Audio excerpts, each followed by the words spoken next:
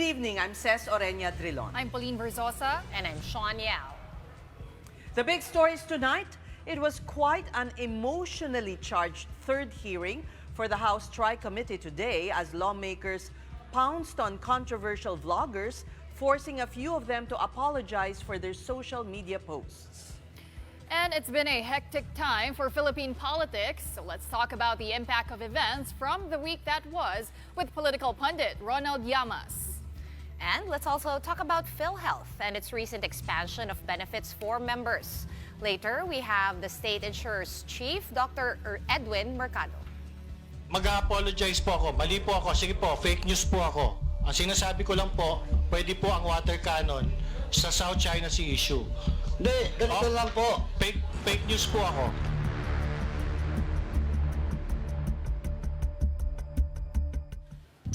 Social media influencers who shunned previous hearings finally showed up at the House Tri-Committee's inquiry today. The topic, the spread of disinformation online. Now, most of the attendees were grilled about their content on various social media platforms, including those about former President Rodrigo Duterte and the West Philippine Sea. The House inquiry ended with some of the content creators offering apologies for their offensive posts. Mobile journalist Merimon Reyes has tonight's big story. Ang pagsasabi ba ng hindi totoo, hindi pagsasabi ng katotohanan, tama, di ba? Mr. Chair, those are the impressions, not No. only of This was only one of the many tension-filled moments at the House Tri-Committee's third hearing on online disinformation. This time, 8 social media influencers attended, including self-proclaimed journalist Crisette Laureta Chu. Congressman immediately questioned her Facebook post about a looming mass resignation in the PNP after former President Rodrigo Duterte was arrested on an ICC warrant. CIDG Chief Major General Nicolas Torres, since the day of arrest on March 11, has insisted there are no rumblings in the police force. To which Chu said she never got any confirmation of any way. That's why her use of the word "daw" or reportedly in her post. in my training for journalism, the DAO is You very know, important, sir. She claims to be a journalist whenever it's convenient. You have people who are able to amplify issues without being bound by the canons of journalism. Diba? Subukan kaya ng komentaristang sabihin yan on air, on radio, kung hindi yan matanggal yung license niya sa KBP. Another point of contention, Chu's post that AKAP has been distributed to people with braces. On December 28, 2024, Ms. Crisette, Yes, sir. you said, in Tagalog, ang tanga ng gobyernong to, not just as leaders, but as human beings. Is that what you feel? Sa news mo lang pala kinuha eh. Wala kang documents. My goodness, ibig mo sabihin, you're going to base your statement, tanga ang gobyerno, sa news na nabasa mo, Mr. Chair, and then you're telling me you're a journalist? Respectfully po, those are my feelings. I demand that you apologize to this committee. I apologize for my bad words, sir. I Mr. apologize for saying the word tanga in my post. Lawmakers also grilled vlogger MJ Kiambao Reyes for saying online that some of the EJK victims during the Duterte drug war were fake. May tanong po kita, kung may dokumento ka bang hawak, wala. Tulad po ng sagot ko kanina, Hindi, Your sir, Honor. you answer my question. Yes or no? Remember, I am just asking you if you have the document or not, under oath. Of the family who Yeah. reported? Yeah. None, sir. Oh, none. It's on the, like I said, it's a... So none. You don't have. Okay, sir. Next time po, What's kukuha next po time? next time po, bago po tayo magsulat ng mga ganon, kailangan kumuha po muna tayo ng mga dokumento under oath. At hindi tayo basta magbabase sa sinasabi Chair. ng mainstream media. But House Committee on Human Rights Chairman Benny Abante won't let Kiambao off the hook that easily. Pinasanulingan mo ang mga victims. Now look if you do not apologize right now, you listen. Yes, Your Honor. If you do not apologize, I am going to make a motion to hold you in contempt. I apologize, sir. And tulad nga po ng sabi ko kanita, sa susunod po ay maghahanap na lang po muna tayo ng mga under Yun. oath. At Okay hindi daw, po ha? tayo magre-rely sa mga balita ng news. Salamat lang. po. Okay po. Kaya Maliwanag fake po. news. Yan ang ibig sabihin, non-fake news. The House Tri-Committee also discussed disinformation in connection with the West Philippine Sea, like a narrative that China owns Palawan. Even TikTok supposedly censoring a journalist's content on the rights of the Philippines in disputed waters. This was how ByteDance, the parent company of TikTok, responded. We do not suppress any content that pertains to the West Philippine Sea. We welcome the diversity of political expression, and what we can share is that if a video is muted, there is a possibility that the content may have committed a violation of our guidelines, specifically perhaps around intellectual property. Meanwhile, another self-proclaimed journalist, Mark Lopez, was also quizzed regarding his post questioning the Philippines' contribution to China's water cannoning over the West Philippine Sea. This ended with Lopez correcting himself. Mag-apologize po ako. Mali po ako. Sige po, fake news po ako. Ang sinasabi ko lang po, pwede po ang water cannon sa South China Sea issue. Hindi, ganito lang po. Fake news po ako.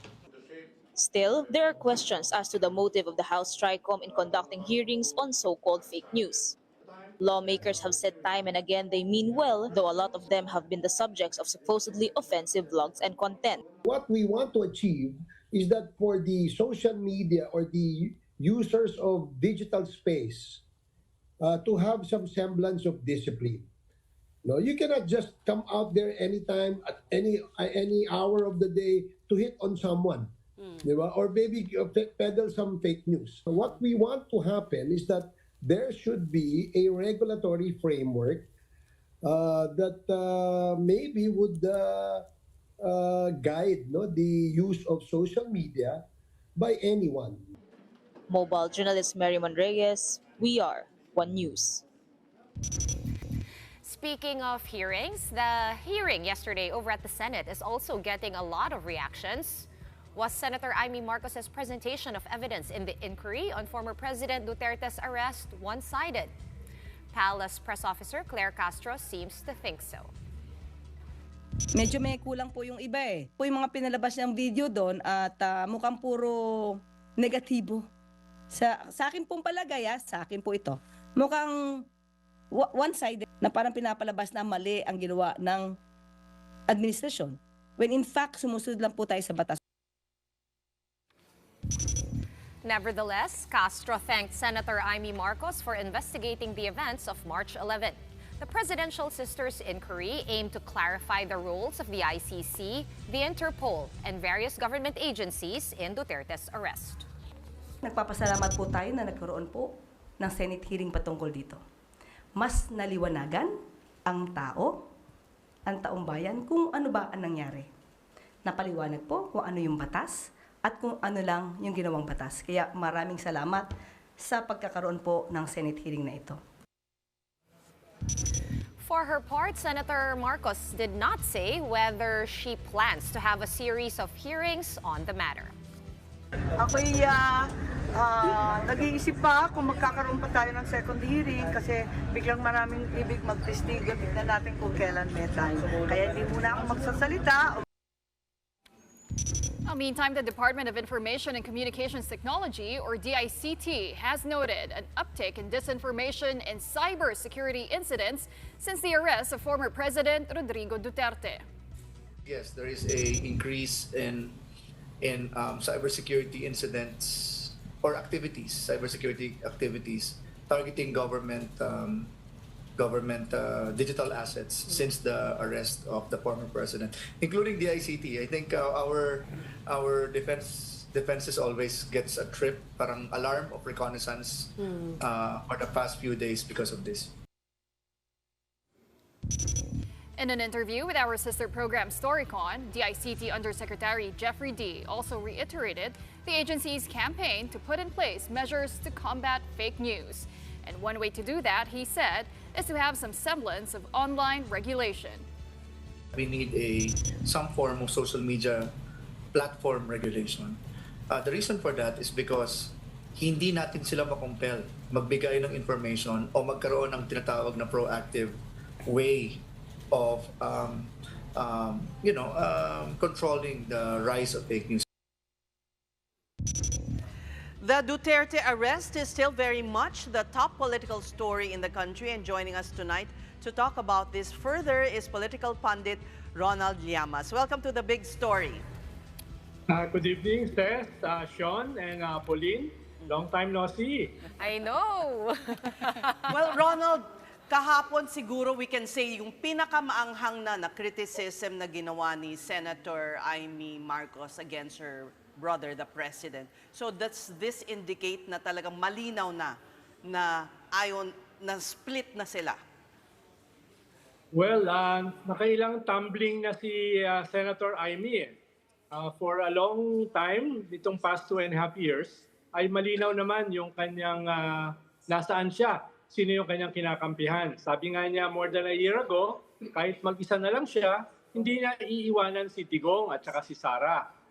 But nung simula nung campaign, election campaign, nandun siya sa lawag at tinaas yung kamay niya ni President Bongbong Marcos, yung kanyang kapatid. So akala natin ay yung kanyang slot sa administration slate na tinanggihan niya before ay binalikan na niya at sasama na siya sa administration. Pero yesterday, mukhang nagtumbling siya uli, pabalik dun sa kanyang dating posisyon in support of the Duterte. At mukhang baka mahirapan na siyang baguhin yan dahil doon sa conduct niya sa kanyang hearing. And Vice President Sara Duterte even said yesterday she's not yet sure if she will endorse Amy. Yan problema, Seth, pag namamangka ka sa dalawang ilog eh. Dahil yung hindi mo sigurado kung dadaling ka ng dalawang ilog. Dahil halimbawa si Panelo, nung narinig niya yung hearing na gagawin ni Amy, ang sabi niya, wala yan, pa lang yan.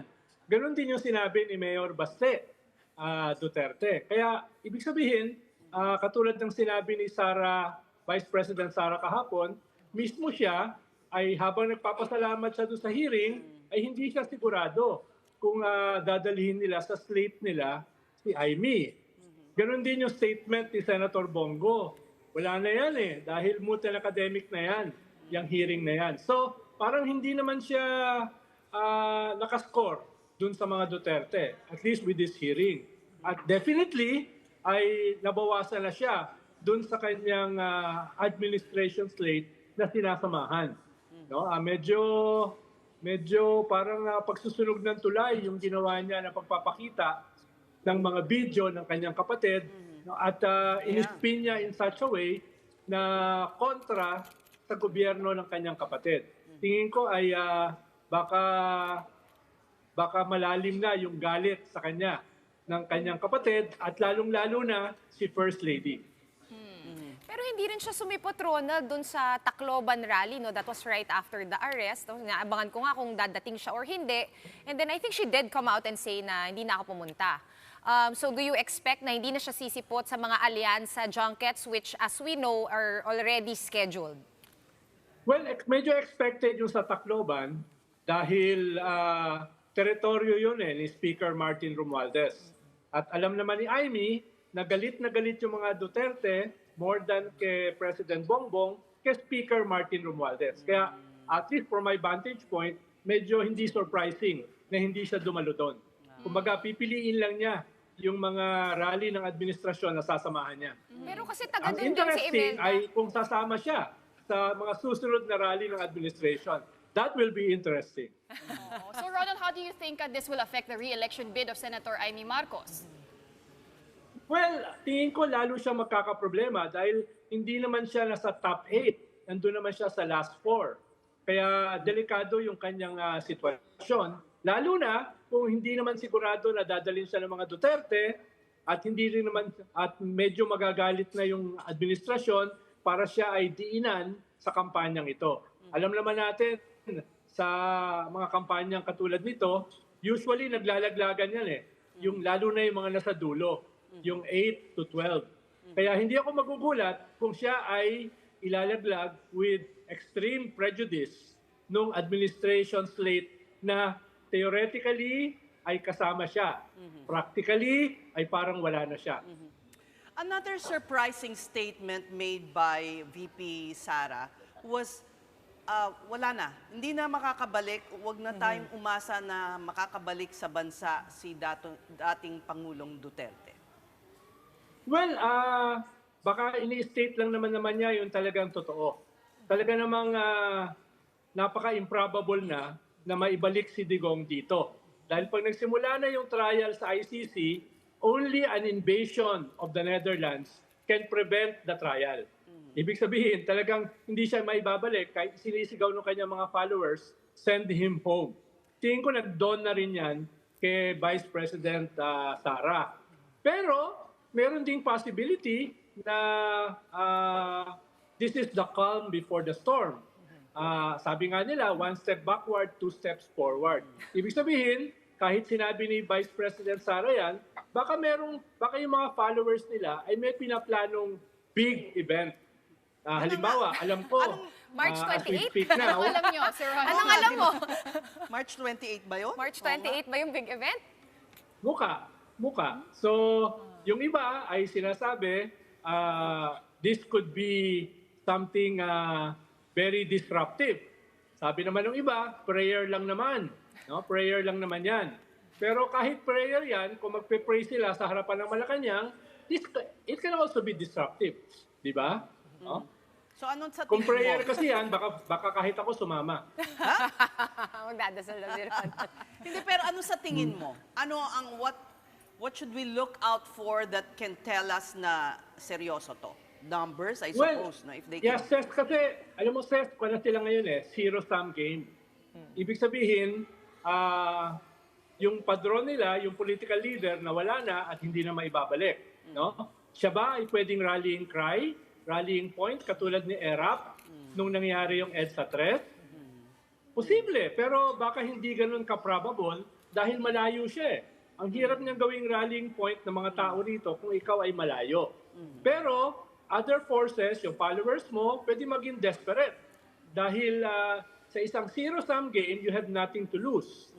Kung ikaw ay confronted by the possibility of your political mortality, pag ikaw ay kinakaharap mo ngayon na mawawala na kayo sa ating political landscape, baka maging desperate ka at gawin mo na lahat para yung sinisigaw nila last year na pabagsakin si Marcos, no, nung panahon pa ni Kibuloy, ay baka merong sumubok. Merong sumubok. Parang Whether kumbaga sa that will poker. succeed, I doubt it. No? Parang sa poker, no, all in na wala na rin mawawala in any case. Pero Ronald, Yes, ang tawag sa amin dyan sa U-Belt, Sean, tayang pato. Alam mo yon, yung tayang pato?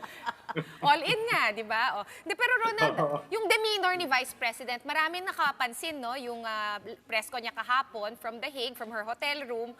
Pero ang lumanay niya, sabi nila parang hindi ito yung babae nung last na online press ko na tumatak sa atin. Galit na galit, ang anghang ng mga salita. What do you make of this parang sudden shift in her demeanor? Do you think this is studied, sadya? Well, batay sa profiling ko kay Vice President Sara Duterte, ay mas nakakatakot siya pag siya ay malumanay. Ibig sabihin, baka tinatago niya sa loob niya yung talagang mga plano. Siguro baka mas kwan siya ngayon after nung kanyang assassination controversy, baka mas naging circumspect siya ngayon. Na kung meron siyang gustong gawin, halimbawa tayang pato, ay itatago na lang niya sa sarili niya until it happens. But yet, Ronald, no, with everything that happened in the past 2 weeks, yung pag-aresto sa dating Pangulo, do you think this has already overshadowed the political landscape, overshadowing the sufferings and the actual plight of the victims of EJK? Of what, Pauline? The plight and the sufferings ng mga pamilya, pati mga biktima ng EJK. Yung dahilan kung bakit humaharap si dating Pangulo ng crimes against humanity before the ICC. Yes, exactly, Pauline. Dahil parang ang packaging lang sa mga nangyayari ay ito ay labanan ng mga Marcoses at saka ng mga Duterte. Nakakalimutan yung mga biktima. At nagulat ako na si Secretary Boying Remulla pa ang umamin nito, ang nag-raise nito sa Senate hearing yesterday. Si Boying pa yung nagsabi na nag-fail talaga yung ating judicial system during the time ni President Duterte. At sinabi nga niya, wala naman talagang choice yung mga biktima kung hindi pumunta sa ICC. Kaya nagulat ako na parang si Secretary Boying Remulla pa, yung naging spokesperson ng mga biktima. No? At siya pa yung nagsabi, umamin, na nag-fail talaga yung ating judicial system. No less than the Secretary of Justice. Well, at that time, he was a congressman. So, how can he put more meaning into mga sinambit niya kahapon? Para lang bang may pangsagot siya kay Senator Amy? Or sana naman lagyan niya ng Put your depth. money. Or, Put your money where your mouth is. Well, ang tingin ko naman, Ses, ay pinaghandaan ni Boying yung kanyang mga sagot. Tingin ko ay alam naman niya kung ano yung itatanong. Medyo predictable naman eh. Ang medyo nagulat lang ako, yung ambassador ni Jesus Christ. Yun, hindi ko inaasahan yun. Nagulat rin ako doon. Pero balikan natin yung hearing. Siyempre, no, si Amy Marcos yun nga, sabi mo, nandun siya sa alanganin na spot sa mga survey. And since mainit ito na issue, do you think nagpa-hearing lang siya to give a platform to, you know, those that are loyal to the Dutertes? Do you think this is a ploy to increase her survey position? What do you think? Tingin ko mas ang purpose is kailangan nilang i-rally yung kanilang crowd na nakita naman nila ay galit na galit. Kaya kung i-rally mo yung crowd mo, it is towards a particular direction. Dahil kung hindi mo bibigyan ng direction, it will blow over. Kaya hindi ko pa tinatanggal yung possibility na meron silang plano na big event. Whether that will be in the 28th or earlier or later. No? Pwede kasing ito ay build up or the calm before the storm bago talaga dun sa kanilang major offensive. Major political offensive dahil sabi ko nga ay tayang pato na. Kung sa Mindanao mangyari yon, ano bang significance? Kailangan ba dito sa Maynila mangyari? Well, dalawa yung mahalaga, Ses. No? Una, noong January 28, 2024, nag-call sila ng secession. Walang takers, even sa Mindanao. Iba kasi yung sympathy kay Digong, iba yung magsesecede yung Mindanao. So, ibig sabihin ay kailangan ipaghiwalay mo yung mga extreme na mga proposals dahil dito sa mga nangyayari. Ikalawa, nakita naman natin yung latest SWS survey last February na majority ng mga tao ay isang-ayon na kinakailangan i-hold accountable si ex-President Digong dun sa mga killings, dun sa Tokhang. Nagulat ako dun sa Mindanao. 49% sang-ayon ay hold siya accountable at 28% ang ayaw. Lalo na sa Visayas, na isa rin sa mga bailiwick ng mga Duterte before. 62% ang sang-ayon na siya ay i-hold accountable dun sa mga killings at only 25% ang ayaw. So, baka madagdagan pa yan dahil dati kasi nung nangyari ang survey, yung crimes against humanity is theoretical. Ngayon, hindi na theoretical yung crimes against humanity. Nakasampa na. At nandun na siya para litisin. Kaya posibleng madagdagan pa yung numbers na yan. Kaya sa tingin ko ay kahit malaki yung rally sa Davao, mga 30,000, forever naman siyang mayor doon eh. Kaya medyo expected naman yon. Kaya wag natin kalimutan, ang population ng Davao is 1.6, 1.7 million. Kaya marami pa rin hindi sumama. Kaya hindi naman sa minamaliit ko yung rally na yon, pero in the scheme of things, itong survey na huli at yung pag-reject ng calls nila for secession last year, ay pwede namang maging reasonable ay yung mga tiga-Mindanaoan. No? At hindi naman sasama sa kahit anong extreme plans na pwedeng puntahan nitong mga Duterte. One last question, Ronald. Nakikita naman natin na medyo calibrated ang response ng administration dahil medyo siguro binabasa pang sitwasyon. What should the conduct of President Marcos be with his sister? Tapos maraming umaasa na ifa-fire na niya si Soljen Guevara pero hindi. So parang malambot din yung kumbaga both sides, ano, si VP Sara at saka si si Presidente BBM. Oo. Tingin ko, Ses, yung kanilang attitude ngayon ay huwag buhusan ng gasolina yung apoy. Parang wag i-exacerbate yung kalagayan. Dahil nga medyo lamang na sila no? Yung main political rival nila o enemy ay nasa Den Haag na para simulan yung kanilang paglilitis. Kaya pwedeng umiiwas sila na i-agitate pa yung base at after a while ay pabayaan na lang itong mag-blow over. No? Tingin ko ganun yung kanilang tactic at this point. Okay, maraming salamat. Our resident political pundit, Ronald Llamas, happy weekend sa'yo. All right, we're going to give politics a rest for a bit. After the break, we're speaking to PhilHealth Chief Edwin Mercado about the expanded benefits every member of the state health insurer should know. That conversation is next. Keep it here on One News.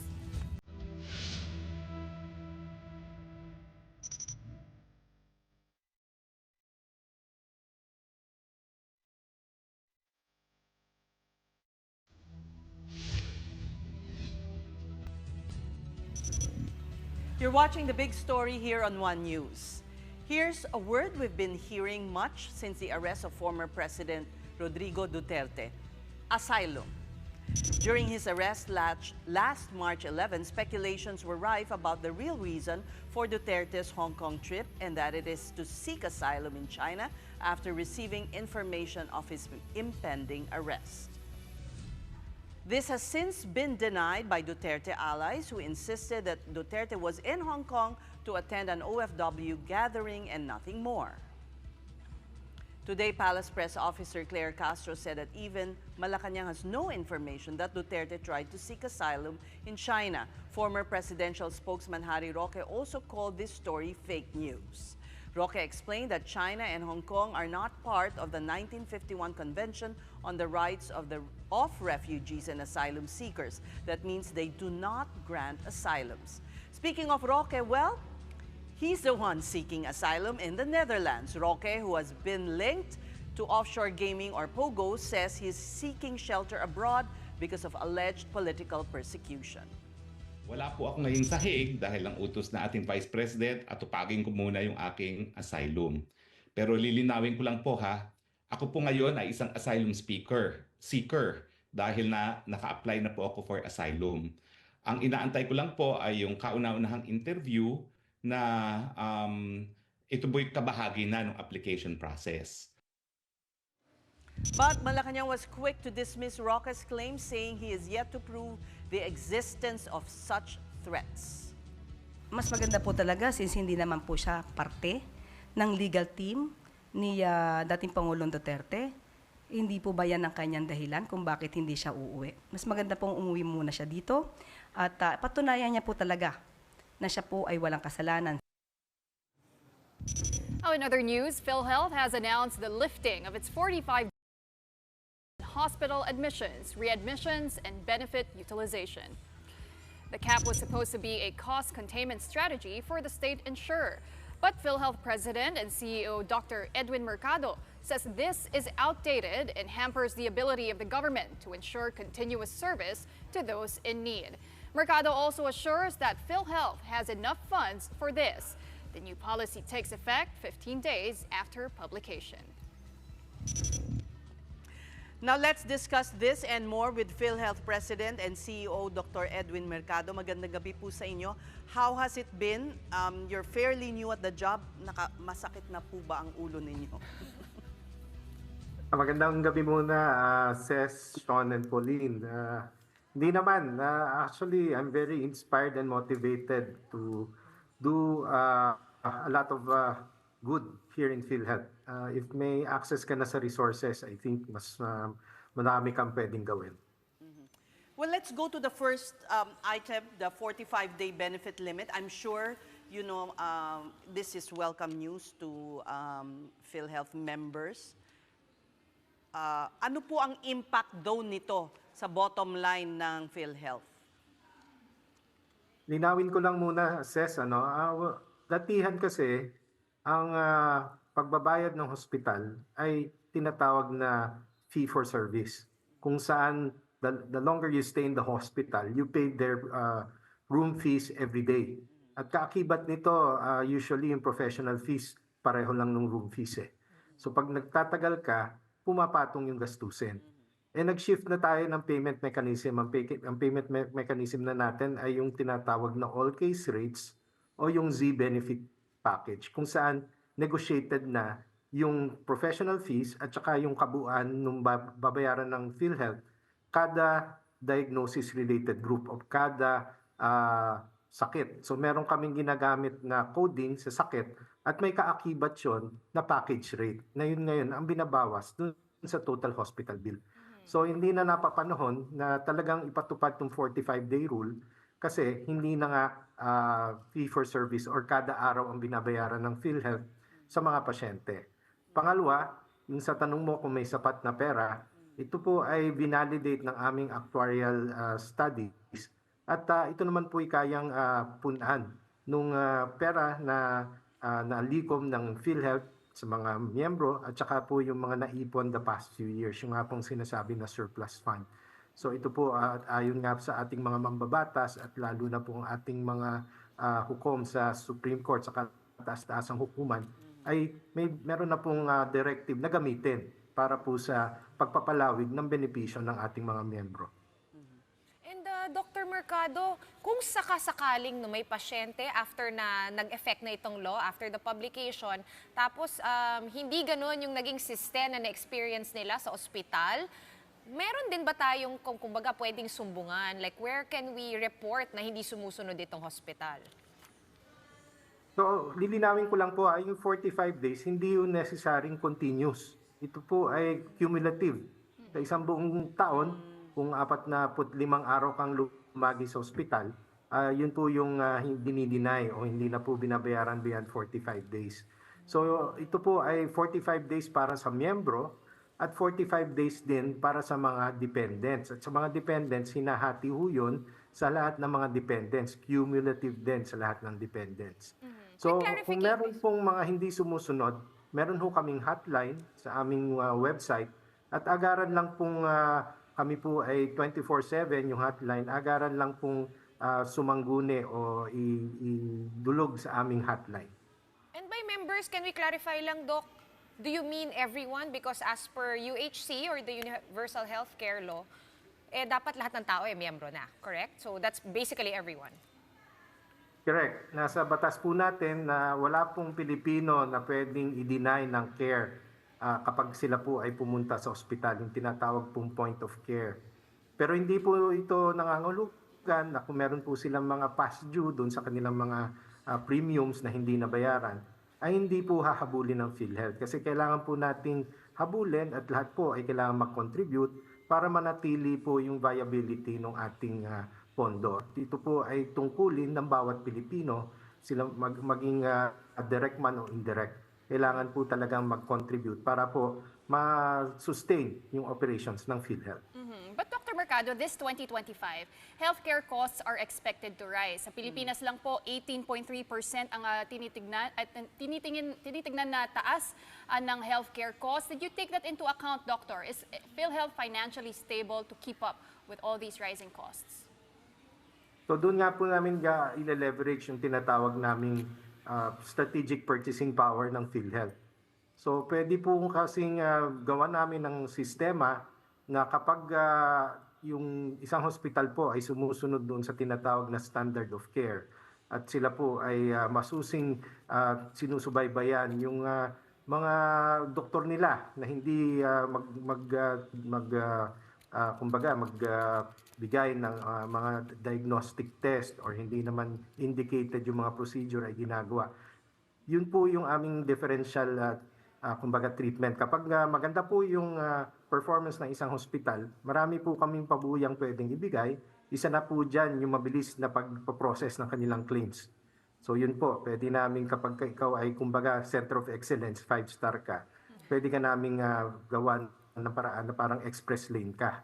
At ito naman pong pag-accredit ng hospital along those metrics ay meron na po kaming 3 pribadong mga accreditation bodies or mga entities that do this accreditation para po talaga pong patas at hindi po na nagkakaroon ng kumbaga yung kapag kasi kami ang kung tawagin nga nila ang PhilHealth siya na ang accuser, siya pa ang judge, siya pa ang executioner. I see. So So may kumukuha third po kami ng party- third party accreditator to do that. Okay, that's great.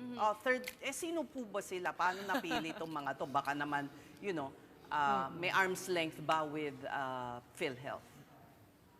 Yes po, itong mga entities mong ito ay certified din as accreditors internationally. Isa na po dyan yung TUV Reinhardt, na ISO accreditor din. Isa po yung PICAHO, yung Philippine Council for Accreditation of Health Operations, na para kung familiar kayo sa Amerika, yung JCI. At may isa pa pong accreditor, yun lang, it escapes my mind right now. Pero Pilipino rin po na certified din as accreditor at certified din internationally. At Dr. Mercado, ito po nga pag-lift ng 45-day annual limit, retroactive din po ba yan, Doc? At kailan po ba siya officially mapapublish at magte-take effect? So na-publish po siya kahapon, March 20. Ang effectivity po is 15 calendar days after publication. So talagang ang magiging effectivity po ay April 4. Siguro naman po, hopefully, wala namang nasa hospital na umabot ng 45 days pa. But I don't know. Pag-aaralan po namin at titingnan ko kaagad yung datos kapag meron naman kasi kaming monitoring ng mga nasa hospital pang pasyente. At kung sakali po, ay bibigyan ko po kayo ng datos pag nakuha po namin. Doc, you recently unveiled new products or new packages. Dahil dito, matatanggal na po ba yung mga referral letter na pinamumudmud ng mga o hinihingi ng mga kamag-anak sa mga kongresista, senador, na para ma-shield naman, para mawala na po yung ganung uri ng patronage politics po? May ilan po na kung tawagin namin ay Z-benefit package. So ito po yung catastrophic, yung mga malalaking sakit na kung saan po pinakamalaki yung out-of-pocket component ng pasyente. Isa po halimbawa dyan ay yung acute myocardial infarct. Meron din po kaming nilabas na Z-package para dun sa mga congenital heart defect, yung pong may ventricular septal defect o yung may tinatawag nating may butas ang puso, yung pong may mga mitral valve o yung mga valve pong nasira, maaari pong dahil sa infeksyon or maaari pong dala ng congenital din na mga problema. At yung pong tetralogy of Fallot, kung saan po yung kanang bahagi ng puso ay parang nalipat sa kaliwa. Kaya yung daloy po ng dugo na dapat ay pumupunta sa baga para mahanginan ay hindi ho nahanginan. Dumediretso na ulit sa buong katawan. Kaya po yun yung tinatawag na blue baby, na ngangasul po ang katawan ng bata dahil nagkukulang sa oxygen. So yun po ay malalaking mga case rates at yun po ay ninegotiate na Z-package pala, sorry. At yun po ay ninegotiate na sa mga hospital na wala hong may fixed out-of-pocket. Pero yung fixed out-of-pocket po ay napalit na namin ating kakayanin ng ating mga miyembro. Doc, question from me. Sir, one of them is nahihingi 90% across the board increase para sa kasi may iaangat nyo ulit yung benefit packages. On top of last time we spoke, I remember we were talking about digitalization and how that effort could actually help payments, yung mga back payments sa mga private hospitals. You also said yesterday, na-quote kayo sa Business World, 2 to 3 years daw para sa full digitalization. So, in the meantime, habang kino-complete yun, paano yung payment plans para matapos na and we can really start fresh? Simultaneous siyang gagawin. So, pagka nagkaroon ka ng parang shift to a new system, matagal po yan dahil maraming mga customization, tapos may data migration pa yan, tsaka may proseso ng bago tanggapin to go live. Sa experience ko po, ito po ay out-of-shelf na system. ay umaabot po ng mga 1.5 to 2 years. So more so kung ang decision po namin ay i-code from ground up yung aming proseso. So pinag-aaralan pa po namin yon. Tungkol naman po doon sa 30% increase, hindi ho ako masyadong familiar doon. Meron ho kaming binabalangkas ngayon dahil part na ho ng aming pagpe-prepare sa aming budget season at tiningnan po namin yung utilization ng mga indirect members which are mostly yun po yung sinasubsidize ng gobyerno. So meron na po kaming datos kung ilan po yung indirect member at tinutukoy po namin kung magkano po ang premium. At ito po ay base doon sa mga historical na consumption or utilization or benefit payout ng indirect sector. At napapansin po namin tumataas na po yung benefit payout sa indirect sector kasi nga may consciousness na sila. Datihan akala nila hindi sila member kasi hindi naman sila naghuhulog. Pero ngayon na alam nilang ang premium ay binabayaran ng gobyerno, medyo conscious na sila. At yun naman ay amin din kino-communicate sa ating mga miyembro na lahat ay pwedeng mag-avail ng PhilHealth. Ikaw man ay nagbabayad ng premium o hindi. Alright, marami pong salamat sa inyo, PhilHealth President and CEO, Dr. Edwin Mercado. Okay, move on naman tayo to another story. We have the Department of Transportation calling on the NLEX or North Luzon Expressway to waive toll fees. That's in portions of the expressway near the Marilao Interchange Bridge. Recall that a truck rammed onto the bridge earlier this week, causing the closure of some lanes and, yes, massive traffic around the area. NLEX is targeting to completely fix the bridge within 2 weeks from the initial plan of 3 weeks. That's to ensure that it will be ready just in time for the Holy Week exodus. And while repairs are underway, Transportation Secretary Vince Dizon tells NLEX management for toll relief or asking the NLEX management for toll relief for motorists affected by the disruption. Para dun sa area segment na may aberya, ilibre muna nila ang toll. They owe it to the public na wag muna silang maniningil. Right, time to pause for another quick break, but right after that, the World Happiness Report is out. The question is, how did the Philippines fare? We have the full list of the happiest places in the world when the big story returns. Keep it here.